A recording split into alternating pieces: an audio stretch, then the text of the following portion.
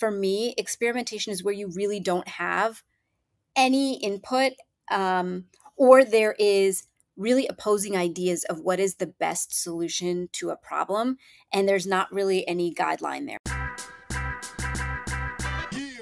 Hi, my name is Rommil Santiago, and I'm the founder of Experimentation. On today's episode, I have a great guest, Shagun Aulakh, the Director of Product Management Experimentation at a well-known credit card company. Today, I pick Shagun's brain about how she spreads an experimentation culture at a highly matrixed organization, as well as how she tackles those who push back on testing, and when one should and should not experiment. We hope you enjoy the episode.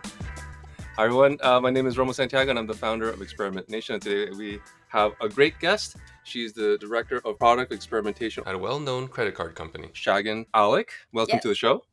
Hi, thank you. Thank you. I'm a fan. I've been following for a while, so I'm excited to be here. So before we go into that, I'd love for you to introduce yourself to our audience. Yeah, for sure. So, well, as you mentioned, I'm Shagun. I am currently a Director of Product, but from a career perspective, I started out in digital marketing, working mostly in retail and fashion. And I often say, like, back when I was in marketing, I had no idea what experimentation was. And I later found myself into an experimentation role kind of by chance. But since that time, I found that it has always been one of the most interesting, challenging, motivating subjects that I keep going back to. So since then, I've been just basically traversing experimentation across different companies, being in-house, being on platform vendor sides, and then kind of navigating to where I am today at American Express. And from a personal perspective, I live in San Francisco, California. I've been here for 20 years. I'm part of a community dance company that, focuses on Brazilian styles of music. So I try to balance my life between, work and experimentation and then have some other space to not think about it at all. I'm fairly jealous right now because it's kind of cold here in Toronto, Canada. So yeah. I imagine it's slightly warmer in California. Slightly, but there's a misperception because everyone thinks California is all like Los Angeles, and San Francisco is actually unusually cold compared to other places. So there's the fog, isn't there? The fog? Isn't there a fog that rolls in? Carl? Yeah, we call him Carl, the fog. Yeah, right. It rolls in. Usually we call it June gloom. So in June, the fog kind of sparks up and yeah, you always need a sweater and a scarf for most of summer, but it warms up later. So, well, as long as you're not shoveling, I don't think. Nothing like Toronto or the Northeast. We never have snow. I never have to worry about de-icing my windows or anything. Very fortunate. So yeah, thank you for coming to the show. Today we're going to talk about experimentation maturity, spreading that kind of culture across product and marketing. So I guess we could start with, in your opinion, what are some of the challenges that you faced with product teams to help them embrace experimentation? Because product teams are always trying to build better products, but they're time pressed, right? So how do you get folks to even listen to you? Yeah. Well, first, I'll say this a lot, and I don't think it's like the end all be all, but I think a big help is leadership advocacy. I think it's critical that your leadership is advocating for experimentation, setting kind of expectations. I think that just kind of helps to gel teams and kind of keep them focused on, okay, I need to start paying attention to what, Shagun is saying around experimentation. That's always a help. It doesn't always happen. So let's just say that does not happen. A lot of it is kind of like being a salesman. Number one is you are trying to influence and persuade people to do things or follow processes or directions that they don't maybe know they even want or need, or maybe they don't really want it. So a lot of it to me is education and what I call like internal PR or public relations. So I focus first on just kind of connecting with teams and understanding. I always first come from, tell me more about what your needs are. What are your challenges? What are your goals? And what I'm trying to do is look for ways that I can talk about experimentation as a solution or a help to the challenges that they're facing.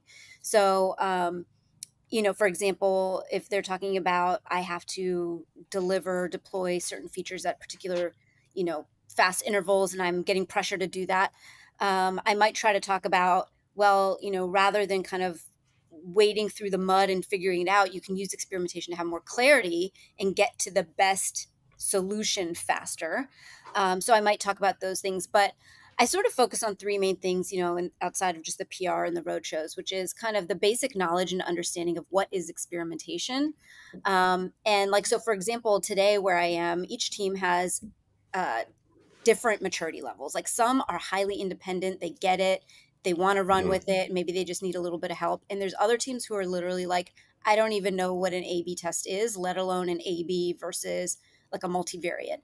And so you're starting at like really 101 kind of education. Another thing that I've also observed in terms of that education is standardizing nomenclature. So, for example, I've been talking to some product teams who are like, "Oh yeah, we experiment," and so then I ask them, "Well, can you tell me a little bit about some experiments you've run?" And what they end up doing is describing user testing, and saying, "Yeah, Oh, we focused on some small focus group, and we showed some different experiences and got their feedback." And I have to sort of re-educate them on that's a type of testing, but that's not experimentation, and why are they different? And kind of what is the purposes of that has a validity and it has a role to play, but it can't necessarily replicate experimentation. So I have to do a lot of that education. Another big challenge, I think, and you kind of alluded to it when you said sort of pressed for time, but we talk about it where I am today about in terms of capacity. So one of the big things, especially with product teams, is it often involves having a need to build code and do things on server side and in the back end, because you're dealing with features and functionality. And so there's a dependency on engineering teams. And that is usually the biggest challenge, which is we have limited capacity. And I don't think I've ever been at a company, no matter how big, where they're like, oh, yeah, we have plenty of resources and plenty of time. Like it never, ever happens. So it's really about when it starts to affect that bandwidth and that capacity of, do I put the capacity towards the experiment or do I put it against just delivering? Therein lies a conflict, I think, in terms of the challenge. And then the third thing, and it kind of maybe you can relate to the capacity and the bandwidth, is a challenge of how do I incorporate experimentation into my development process. So I think some product teams can struggle with knowing when yeah. do they run an experiment and how to manage and organize themselves to do it quickly, and how do I build this into my process so it doesn't feel like it's this additive like task that I'm doing. um, and also kind of helping them to balance where experiments should be run to inform as they go versus validating. So a Hmm. lot of teams may focus on the validation. They've already built everything and now they're just kind of looking at some metrics to make sure that they didn't do something entirely wrong. And so that kind of goes back to the education principle. What I talked about in the beginning is trying to like orient them on the ways that they can properly run experimentation. And so that's kind of how I combat some of those challenges. So you touch on a lot of things, and um, I guess based on like the places I work, if you triggered me in the sense that like Mhm. all these past memories came rushing into my head. Like for instance, when you talked about nomenclature, I remember without naming names, obviously, a very senior person went in front of the entire company talking about all the experiments they ran, and they defined a survey as an experiment. Mhm. You Right. know, we talked to people, so we ran hundreds of experiments. I'm like, you didn't run an experiment. You did research. Yeah, right. Good for, Yeah. you did research, great for you. um I'd love to ask, um you actually touched on a lot of things, and I'm trying to decide where to start. I guess the first place I'll start is when you're tackling a new org and they're new to experimentation, and you have outlined all these things that you do. Who do you pick? Where do you Mhm. start first? Let's say multiple lines of business, multiple PMs under that, Yeah. and you're one person, or if you're really like a team, and you're trying to spread this culture. Who do you decide to start? Where do you decide to start first? Yeah. I mean, that's a really good question. And I don't always have one answer because there's always pros and cons to how you might go about where to start first. But I think generally for me, if I'm trying to really build a culture and sort of an embedded practice, I actually often start with what I call like the power. experimenting group, the teams that are either already doing it and know how to do it, if Hmm. there is any team there, um, that I can use as sort of role model examples. Or let's just say, nobody's really experimenting. It's a really brand new organization. I will look for teams that I think are highly motivated to experiment, because I think it's the fastest path to actually even show the teams that are either more resistant or a little bit harder to kind of get on board. When you show them what great looks like, and you kind of show some of the great wins and learnings and how it's shifting other teams, it starts to create that motivation for teams to want to participate. It also gets, a big piece of it is politics and getting in front of leadership. So Yeah. if you can get some of those quick wins faster, it starts to create a bit more momentum. So that's typically what I do. So, if I'm starting, let's say day one in an organization, what I'll do is I'll try to meet all of the different teams, and I'll sort of question them on, again, what is their, what I'm trying to get at, what is their mindset around Yeah. experimentation, and how much of a boulder am I going to be pushing uphill? Um, and there's lots of reasons why that uphill situation is happening, but are they going to be pushing the boulder with me and like on the same team, or are they Yeah. going to be the one kind of like rolling it back down the hill for me? So trying to look for advocates and people Yeah. that will be champions. So that's kind of how I often start. On the other hand, on the other side of it, so you're looking for champions. On the flip side, there's people who are very resistant. Um, those that think it's a waste of time. I have to get things out. Yeah. Is the only way to get them on board is to use champions, or do you have other ways to get them on your side? I think so. I'm trying to think if I've ever encountered a team or a person that's literally been like, I think experimentation is a total waste of time. And I would say, and maybe I'm fortunate, I haven't had anyone like literally say that in those words. What I often find is that, you know, product managers and even developers, like, they want to do experimentation. And especially as it's like grown in the industry, it's more, well known than it used to be. There Hmm. is a desire to. But the challenge is more about. This is Rommil Santiago from Experimentation. Every week we share interviews with and conference sessions by our favorite conversion rate optimizers from around the world. So if you like this video, smash that like button and consider subscribing. It helps us a bunch. The prioritization of the work they have. And I not notice this more in like less mature teams, but it's kind of like I'd love to, but, and that's kind of where I see the resistance. Not so much of it's a waste of time. I guess it's more like, do I prioritize this or do I prioritize that? And again, I do think it comes when I notice that, when I see that more, I do see it coming from pressure from an outside expectation of, but my senior leaders, my counterparts, like, are all telling me I have to deliver these features and these products by like certain dates, and I Yeah. only have a certain amount of sprints I have to get things done. And so I think it's like a lot of that pressure of prioritizing time, and sometimes perceiving experimentation and product delivery as kind of exclusive concepts. It's either I do experiments or I deliver a feature, rather than thinking about experimentation is a method and is a part of the process to delivering a feature.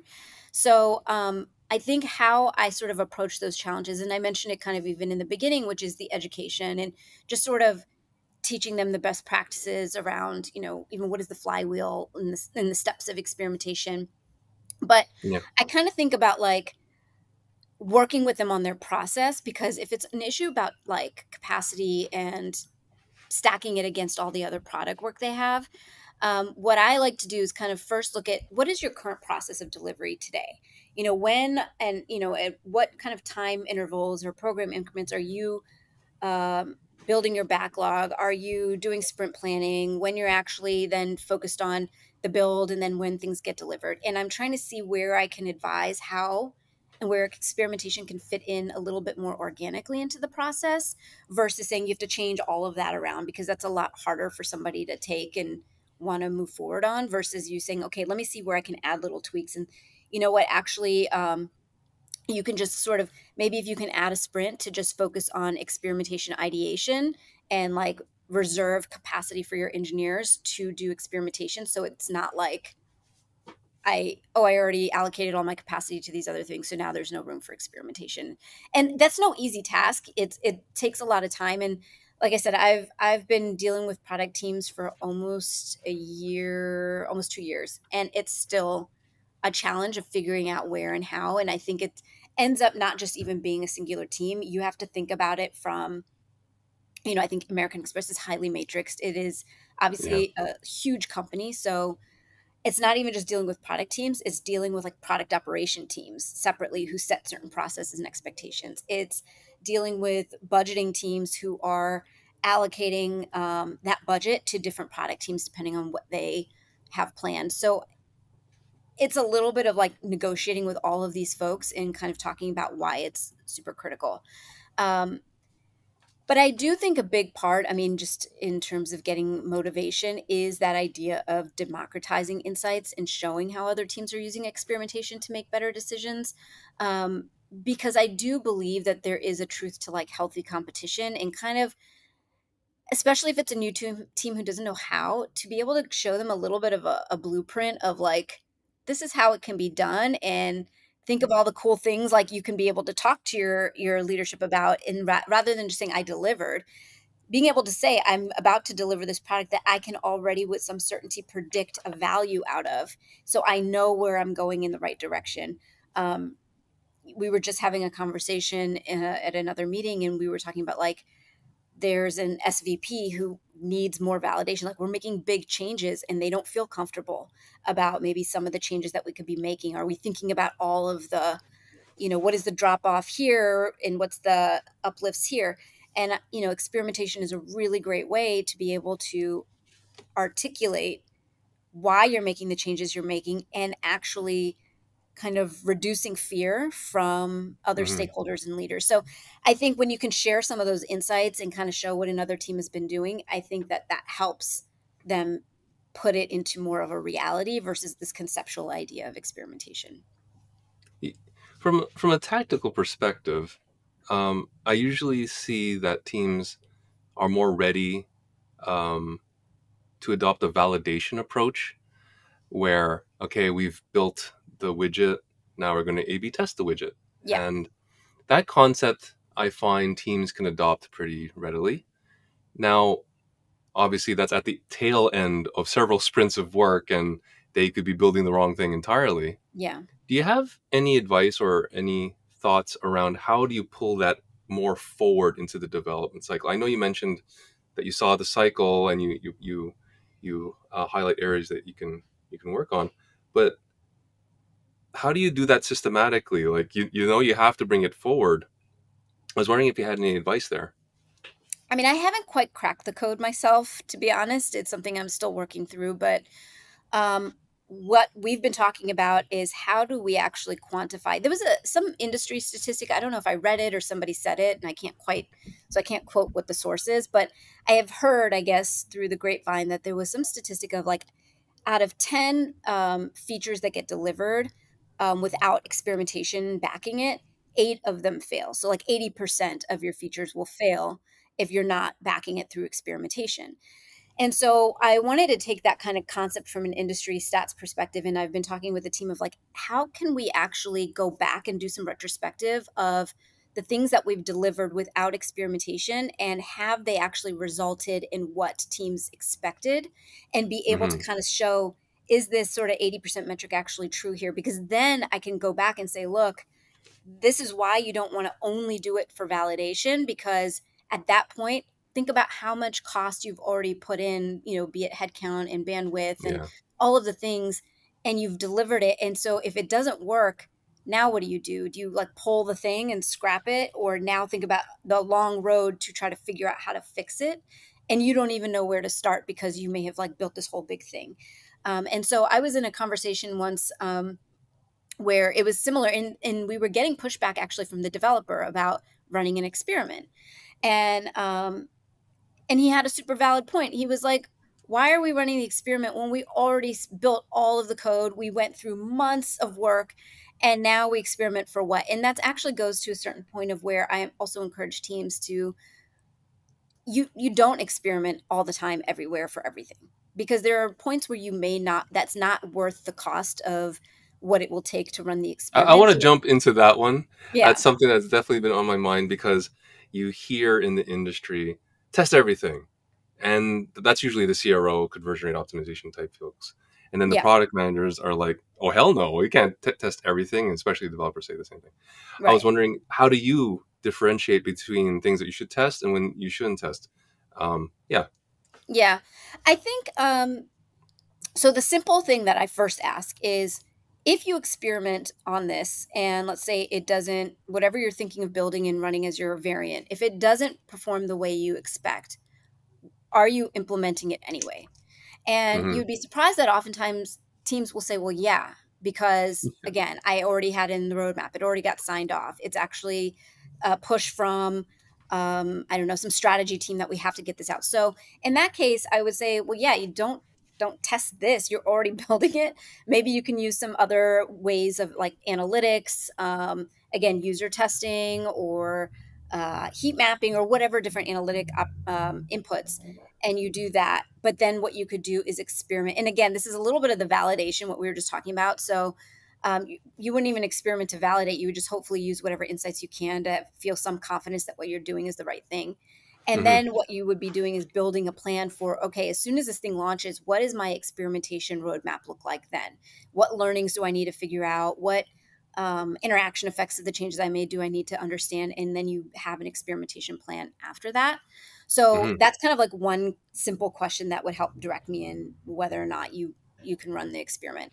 Another thing is, it kind of goes back to when I said you can look at other analytics, is like, can you get at, because to me experimentation is about confidence, right? It's like, is the changes I'm going to make, um, it's about certainty and predictability. But sometimes, and usually when you have a really strong analytics teams, you can do some analytical rigor in other ways to gain confidence around a decision. And so I kind of focus, for me, experimentation is where you really don't have any input, um, or there is really opposing ideas of what is the best solution to a problem, and there's not really any guideline there. So those to me are the more prime examples of where you would run an experiment. So you're um, prioritizing things that you're fairly uncertain about. yeah, exactly, because that's where I think you're really kind of gain insights to like lead you in the right direction. So I think we talk a lot about it in terms of um, that kind of concept. And I think where you hear a lot about experiment on everything everywhere is, like you mentioned, CRO, and where it's more like optimization. So you've Yeah. been running things and you just want to kind of check and tweak things along the way. And I think, to me, I think of it as a stock portfolio. It's like, you don't want to just put all your eggs in like just small iterative changes, and you don't want to just do huge giant overhaul changes. Like, there's a mixture of what's appropriate for every organization, and it's kind of just thinking through um, where's experimentation going to help me be more informed to make a better decision. I know it's kind of like a vague statement, but that's kind of where I try to approach it from that perspective. I also Hmm. think with product teams, like I said, it's a little bit of politicking. I don't want to be like, you got to experiment everywhere all the time for everything, because it's immediately going to be like a door shut in my face, because that Yeah. seems too overwhelming and it's too Yeah. much of a shift from what they're doing today. So to me, it's like, if I do believe that there is a place for that, I got to evolve them there. I can't get them there like straight away.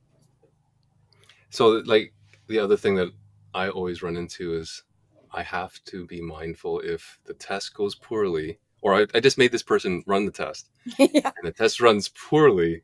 This might make the person look really bad, and then they're not going to want to do it again. Yeah. Um, so yeah, just I can empathize there.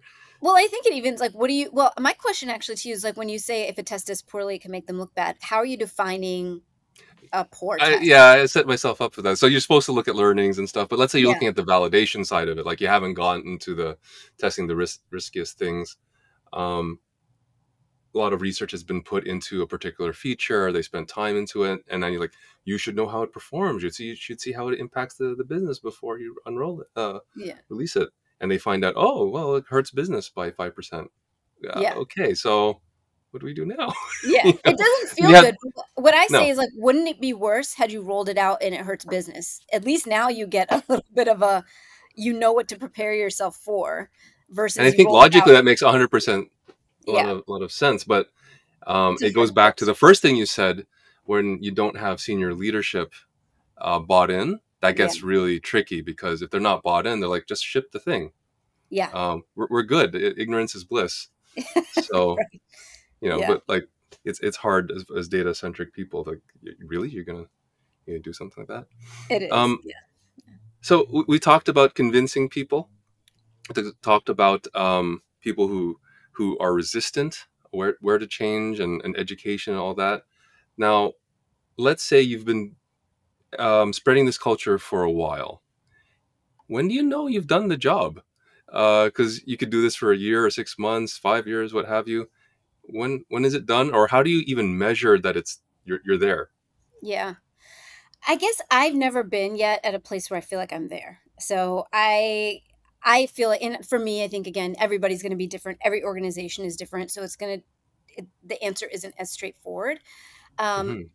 for me, like I said, it depends on the organization, its needs, its expectations, and if you are the owner of experimentation or the one who's driving that, I think it you have to first define what success looks like, because again it's different, and I'll go into a little bit of like the way I define it. But I think one sort of preface I'd like to make is that um, I think people in general like to look for examples of what they need to be, right? Like for example, and I'm guilty of it. Like I'll look at companies like Netflix, like Google, Facebook, Amazon, and I think that's a highly mature company. That's a successful experimentation driven company. I need to be like that. But the truth Hmm. of the matter is that most companies, I'm going to argue, are not like an Amazon or even like a booking.com. Um, Often they don't have the same kind of resources, they don't have the same culture, they don't have the same budget, and so it's Hmm. really hard to look at that and say that's what a mature team looks like. It definitely is. I think they're like the best of the best, and there's ways that you can be inspired by them. But I think that's why I go back to like, you as an owner need to really think about your own company. So for example, in financial services, and this was a big like aha for me, because having worked in retail and worked in health and wellness, like there's a lot more flexibility in financial services. It is highly regulated, and a lot of what teams are doing is purely based on compliance and regulatory laws, not even because it's what's the best thing to drive revenue and the metrics. It's just that it's a Yeah. regulated space, right? So I had to kind of reset my expectations of what success looks like in a financial services company versus what I've had experience at other companies that maybe don't have those same challenges. Another thing that I'll also kind of plug is that there's a lot of companies, from like consulting companies to like vendor platforms like Optimizely. Spiro is really great, where they actually have maturity assessments you can take and help Hmm. define for yourself a little bit around like what are some of the parameters of what mature could look like and where am I stacking up. So if you're kind of thinking about where to start, I think they're really great resources to just kind of benchmark yourself against. But for me, I look at a couple of different factors. As I mentioned, is like clearly defining success metrics for your program. So for example, what I might do is I try to map out kind of like a 5-year plan of, in year one, what are the metrics I need to look at to think about like starter level success, and then in year two, how do I want those metrics to evolve, and all the way up to like year five. And I say in 5 years is sort of arbitrary for me. It's just kind of like a way that I can look at like a longer window without going so far out that it's complete speculation at that point. And Yeah. so for example, with a brand new team, I think the most commonly used metric is velocity. And that makes sense because you're just trying to get like experiments out the door. And I think velocity to me is a bit of a measurement of habit. Are we in the habit of at least running experiments, whether the experiments are driving insights, whether they're having any impact on the business, whatever? I just want more of that happening so that it's becoming a little bit more of a practice within the teams. um, but as you start to like use that velocity to learn insights of like, oh, here's what works and what doesn't, and maybe often that velocity is driven out of like small UI changes and easy stuff that you can quickly move out fast. But Hmm. as you get more mature, I might start to plan in the 2 to 3 to 4 year marks things like win rates. How often are the experiments that I'm running actually winning. And again, it's not to say that all your experiments should win, because we all talk about it like failure is a a good thing sometimes in experiments, but it's Yeah. more like, are we using the insights of an experiment, and are we using learnings to drive the next insights for experiments, so you're actually leaning into the things that work and finding more wins that way. So win rates might be another metric I'm looking at. How many variations per experiment are we running? So are we uh, trying more things? Are we opening ourselves up to more possibilities? There's other things, even like we talk a lot today about time to market. So it's like speed of execution. Are we able to execute tests faster? One example, it was sort of crazy and insane, but back when I was at a retailer, it was taking like 22 weeks from an idea to when it launched. And that sounds insane. But it was Wow. because of, it was about a process. It wasn't actually like the building and stuff. It was because it was based on a seasonal calendar process that was just the way things were always done at that retail company. And we were like, in 22 weeks, like what we would find, we'd have all these ideas. And by the time it gets to like, all right, now the Yeah. season is coming, let's run. And we'd be like, these are all obsolete and old ideas. And we would end up not running anything because we had to rethink it. So Yeah. there was a lot of work in terms of how we evolved, but as we became more mature, we reduced the 22 weeks to, for complex tests, it was around 4 weeks. For like simple UI changes, obviously it's a matter of hours or days. So we went and had that evolution, but that was like one metric we were looking at in terms of as we got more mature. And then I would say the other kind of metrics that I think about are, again, if you're in a team that is supporting lots of different teams, like in a product organization, I look at what is sort of the distribution or spread of experimentation across teams. So I might have a really high velocity, but if it's coming from one team, am I Hmm. really mature as an organization? So I'm trying to look at, are more teams experimenting and kind of onboarding with it? And then slowly over time of each of those teams, then is their individual velocity Do starting to you do you break that down by lines of business or teams? Because let's say, people who are doing the front end stuff, like the button changes, those are very quick. But like back end changes, ledger changes, stuff like that, that gets a little bit, more complicated, regulated. yeah. Um, do you set the same bar for both, or you just kind of have a feel of like what the entire portfolio is doing? I don't set the yeah, I don't think that they should be approached the same, because to your point, the more complex, the more back end systems and the more, engineering work that's required, you just simply can't move as fast. So I'm not going to Yeah. compare it to somebody who's doing like, just layout changes and simple like color imagery changes.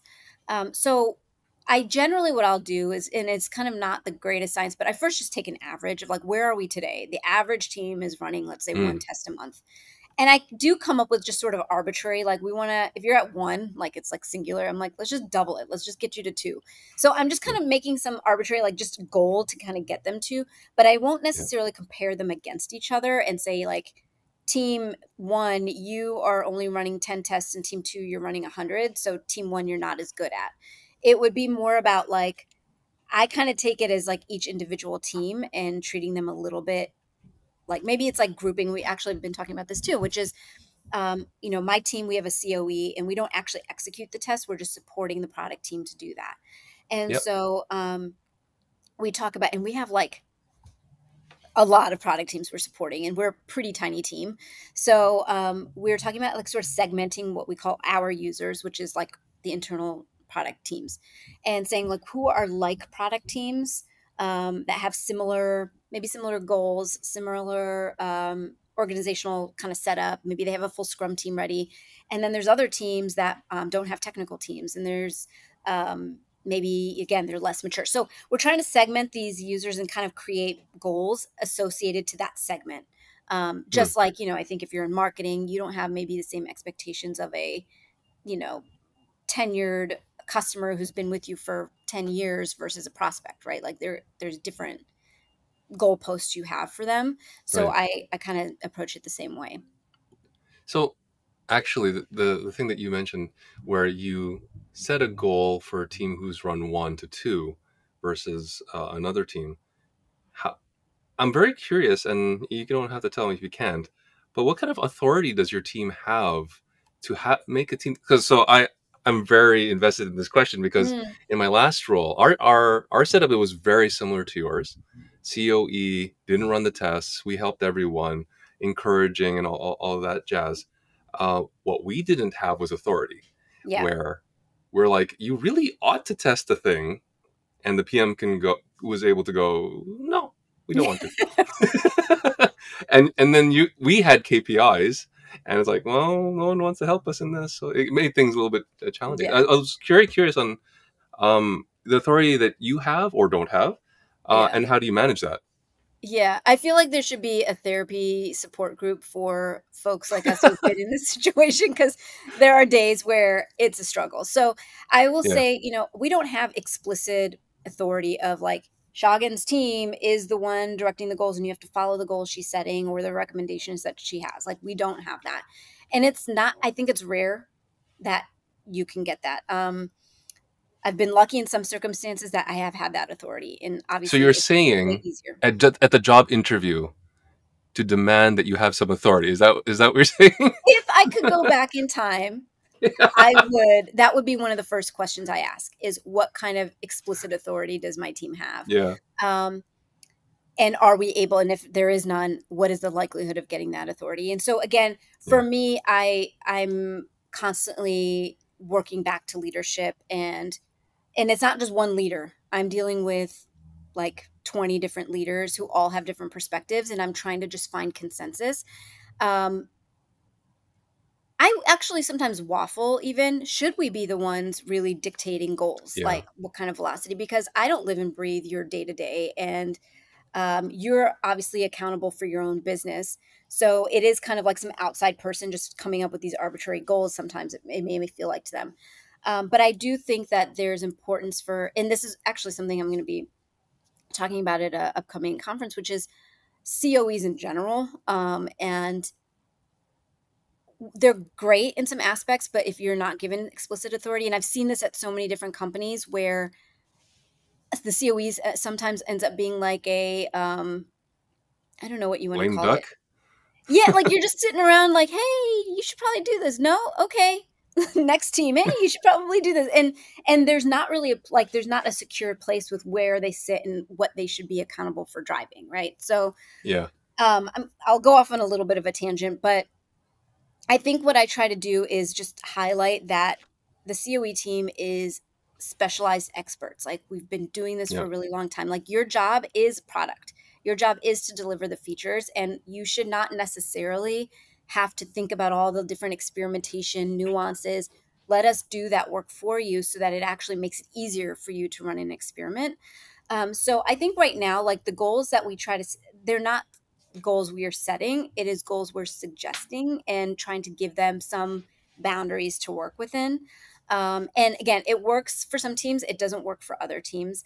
And sometimes it may not be like a velocity goal, and maybe I'm not going to give them the goal in velocity. What I might try to do is just encourage that whatever number of tests they're doing, um, is it actually helping them make smarter decisions about the features that they're shipping? So, and like, am I helping them evolve in terms of complexity? That's like another benchmark I think about in terms of maturity. We talked about like simple button color changes. Those are great, but are we doing more kind of journey testing or like what I call like multi-threaded experiences, or we're testing, cross-device experiences, things like that? Are we trying Yeah. to move more in that direction so we're driving bigger insights? And so it's more of like today it's a little bit more like how can I be inspirational, and eventually as we gain credibility, that authority comes as you build the credibility. This is a bit of a change of topic here, but you mentioned previously that you're part of a COE and your part of your job is to educate, or at least that's one of the things that you look at, is to educate, get them to a certain level of familiarity with the nomenclature and the concepts of experimentation. How how much education how much do you want PMs to know versus what the COE knows?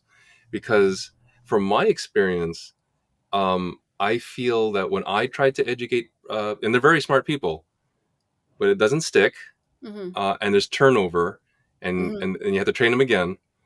So I was wondering, what level of education do you seek, and how do you maintain that level of education? Yeah. I mean, I come from, because, and I think again, it's because we have a very small COE supporting like over 50 different product teams. So I can't gatekeep the knowledge, just Yeah. for even for just solving some of the challenges of like turnover. Like, what's the point if people are moving in and out and all of that? But if we do that, we are buried, right? We're going to be running around from Yeah. team to team. It's just really not scalable. So I do have a perspective and of like train the train, like not train the trainer, but like teaching them to fish, right? Like I need Yeah. them to, I try to teach them everything I know because while I know it won't stick, hopefully some percentage of it will stick and it'll just make it a little bit easier. But one of the things that we do is usually kind of it's like with more newer beginner teams who are kind of like, we don't know where to start. We'll do a lot of like hand holding, one-on-one sessions of education. And a lot of it is more centered around how do I just get the test out the door? So it's a little bit of like technical hands on keyboard, how do you use the platform, things like that, and all of that kind of stuff. And then the team will try to kind of flush in principles and strategies. But what we actually are trying to do today is we're building kind of like a Wikipedia, Mm. which is basically a knowledge hub. And so what we're trying to do is create some self-service ability for more of the most common questions, scenarios, situations, documentation. We're trying to put it into a centralized place that when they come to us with certain needs, we can just say, hey, you can self learn through this forum. And where it comes to really customized discussions that really require some like sit down brain Yeah. power, then we'll engage in those discussions. And so that could be another, that's what we're thinking of as another way to keep training and knowledge going. And then, for example, product team A has a new person who joins, they can think about using this knowledge hub as a way to kind of get that team member onboarded. We want Yeah. to evolve it more even to like a certification program of experimentation. You kind of go through actually a formal training that can be self done. And then if they go through it, then it's kind of like you're blessed to go and run experiments with less oversight. Who touches your tooling? Do you trust them, or is it Center of Excellence that touches it? No, it's the teams doing it. So it's often the product teams and developers are in the tool and running and setting up tests. Because again, one of the things like I found, and this is kind of going back in my past lives of retail, and we were kind of a centralized team, and then we became a COE, but still very centralized. So basically, all the experiments went through us. We were the only ones in the tool, and we Yeah. would kind of run everything and even report out on results, and it worked really well. But then it worked so well that we actually had a great experience where all these teams wanted to experiment and we became a bottleneck and we just couldn't Yeah. run it the same way. So we had to start distributing and decentralizing to certain teams. And that's where, again, you kind of went through a process of we're teaching you enough where we know that we're confident that you can touch the tool and you can do that and you would have checkpoints with us. And that was kind of like the way that it should be, I think. When I joined where I am today, it was some of the ship has already sailed, like teams are already in there. So it's hard for me to be like, you've been doing it on your own for a year before I joined, and now we're going to strip that right from you. So what Yeah. we're actually trying to do is go back and look at all the teams that have access to tooling and sort of audit and say which teams do we know we have confidence they know it, and other teams that we've had less interaction, and we're trying to encourage them to come and just do some onboarding training to make sure that they know how to do it properly. If But we're there's often hitting walls. Like we'll look at it, they'll be like, this whole test, like we're running into these bugs and errors and this thing doesn't work. We'll often hear like the tool doesn't work. And then we go Oh back, my God, well, yes. you didn't implement it properly and you set things up wrong and you missed this whole thing. And so that's where we went back and we're like, they need to have some basic um, education I feel pieces. that so hard where if anything went wrong, anything, it was always the tool. And Yeah. then we had requests of like there's a particular way to implement the tool that we had, and they're like, can we call the functions in a different order? Hmm. And it's like, no. It's That's not how that literally like works. it's literally my day to day. We have conversations like that constantly. It's like, oh, we changed the order of the calls, but Your tool now doesn't work. the tool doesn't work, or the tool is making the page having more latency than before. It's having page performance impact, and we're like, but you changed the order, so it's not the tool. You changed the implementation, and now you're Yeah. having adverse effects to it. So, but again, what I and teams often like my team sometimes feels a little bit like demoralized and frustrated, like it's always being blamed on us. But I was like, look, if we want them experimenting, Yeah. it's sort of a gift and the curse. Like we have to sort of take accountability and just say like, okay, like let us help you. We'll figure it out. We'll help you with that. Because if we're just like, sorry, you did it wrong and you're on your own, it's just going to end up becoming a thing where people stop experimenting. So um, again, I don't have a great answer for how to combat that, but it's a common problem, This especially feels like seeing a that other teams do it. So, what I think again, it goes back to if we can create like a guild or like a champion, like people that we know have like gone through it, they understand it, they get it, and then yeah. they go out to and they They live within those teams. Then I think we'll have less of those scenarios. I definitely in my past have had the most success when we've had a handful of those folks and they question everything like why isn't this a test, and they share the results and they inspire people like look, it doesn't have to be perfect, we'll just iterate into Yeah, the solution, we'll figure it out. And I think one of the hardest things is when we lose people like that. yeah, That's why I was talking about like how do you keep re-educating, because when you lose a champion then you're like, oh well, this the program set back and you have to start over. And it's kind of like one of those things where your team gets a little bit demoralized, as you mentioned. um, but at the same time, like if everything was perfect we literally wouldn't have a job. So you're going to have to that's true. everyone's running experiments perfectly, like great, you're fired. Right? Yeah, So in this is a very off tangent, but I remember one of my jobs where I did this sort of thing. I thought to myself, well, I should be working myself out of a job in 2-3 years if I do this right. Do I want to do this very well or not? right. Yeah. Should I sabotage just on purpose to ensure I have Should job we go security? slower? I have too much pride to do that, but Yeah, the thought did cross my mind. yeah, We could talk for a long time, and I definitely peppered you with all sorts of questions, and it was very cathartic because I feel like I'm living through you at the same time, like I'm reliving all this stuff. Um, but I want to give you an opportunity to share with our audience things that's going on in your world and things you want them to know. yeah. Um, well, again, like before I kind of answered and wrap that up, again, thank you for having me here. And I had a great time chatting with you. It was super cathartic for me as well. So, like I said, I think there should be a support group of We'll, we'll, experimentation. we'll form it right after this. Yeah. But as far as what's going on with me and what I think would be great for your audience to know is I'm actually going to be out in June. I'll be in Europe. I'm excited to be participating in the Experimentation Elite Conference that's in Birmingham in England Nice. in June. And I'll be doing a keynote there, actually around Center of Excellences and kind of what does that mean and is it the right thing for an organization. And then I'm actually going to be after that, I'll be hopping over to Germany in Frankfurt, and I'm going to be at the Growth Marketing Summit, also doing a keynote there on my favorite topic, which is leadership buy-in. Again, can have some demoralizing stories we can all relate to, but I hope that it also inspires folks of how you After can each one, you're combat. drinking just a little bit more. Yeah, right.